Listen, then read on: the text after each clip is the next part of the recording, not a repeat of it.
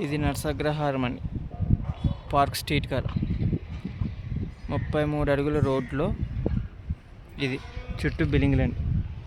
ఈ స్తంభం నుంచి ఇసుక గుట్ట ఉన్నది ఆ బిల్డింగ్ దాకా 5 సెంట్లు అండి. ఇది రోడ్డుతో ఇక్కడ మీకు 3.5 ఉంటుంది.